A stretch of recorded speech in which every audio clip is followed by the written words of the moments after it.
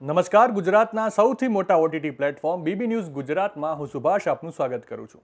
સોમવારે મોડી રાત્રે Prayagraj railway station Allahabad high court અને સુપ્રીમ કોર્ટને બોમ્બથી ઉડાવી દેવાની ધમકી આપવામાં આવી છે.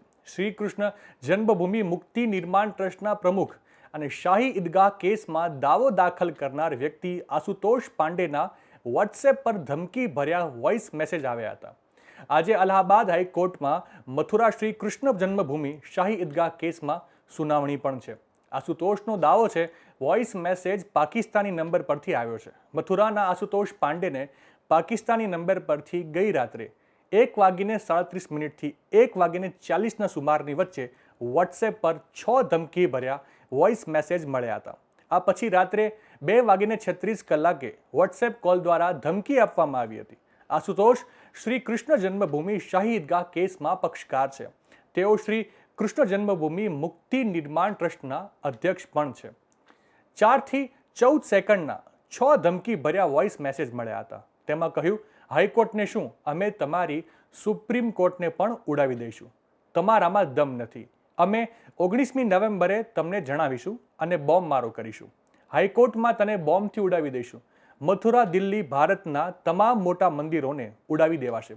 આ પછી 3:02 એક મેસેજ મોકલવામાં આવ્યો, જેમાં લખવામાં આવ્યું કે 19 નવેમ્બરની સવારે પહેલા પ્રયાગરાજ સ્ટેશન અને પછી હાઈકોર્ટમાં બોમ્બ બ્લાસ્ટ કરવામાં આવશે.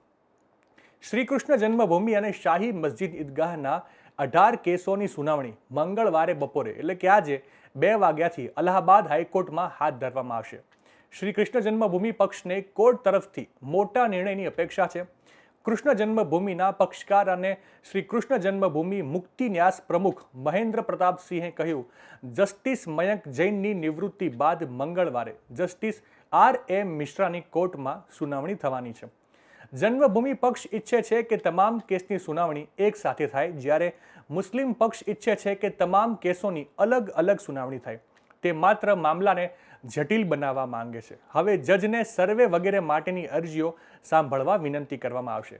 આશુતોષના જણાવ્યા અનુસાર 13 નવેમ્બરે રાત્રે 9:36 વોટ્સએપ પર 22 ઓડિયો રેકોર્ડિંગ જોવા મળ્યા હતા. આ તમામને પાકિસ્તાનના નંબર પરથી મોકલવામાં આવ્યા હતા. જ્યારે રેકોર્ડિંગની સુનાવણી થઈ ત્યારે હાઈકોર્ટમાં તેને બોમ્બથી ઉડાવી દેવાની ધમકી આપવામાં આવી હતી. આ સિવાય રેકોર્ડિંગ મોકલનાર વ્યક્તિએ અપશબ્દો સંભળાવતા ધમકીઓ આપી હતી. ફોન કરનાર વ્યક્તિએ કહ્યું, 19 નવેમ્બર 2024ના રોજ અલ્હાબાદ હાઈકોર્ટમાં બોમ્બ ધડાકા કરાવવામાં આવશે. એવું પણ કહેવામાં આવ્યું હતું કે તમે પણ બચી શકશો નહીં. 20 નવેમ્બર 2024ના રોજ તમારા પર બોમ્બ વિસ્ફોટ કરવામાં આવશે. આ 22 રેકોર્ડિંગ પોલીસને સોંપવામાં આવ્યા છે. આ 3 થી 12 સેકન્ડના છે. અધિકારીઓને મેઇલ પર રેકોર્ડિંગ મોકલાઈ રહ્યું છે. આશુતોષ પાંડે શામલીના કાંધલાના રહેવાસી છે. તેમણે કહ્યું કે આ માહિતી શામલી પોલીસને આપવામાં આવી છે. તેઓ ઉચ્ચ અધિકારીઓને પણ મેલ કરી રહ્યા છે. અમને અગાઉ પણ ધમકીઓ મળી છે. પ્રયાગરાજ, કૌશાંબી, ફતેહપુર અને મથુરામાં કેસ નોંધાયા છે. નવા સમાચાર, નવી અપડેટ સાથે ફરી મળીશું. ત્યાં સુધી મને રજા આપશો. નમસ્કાર.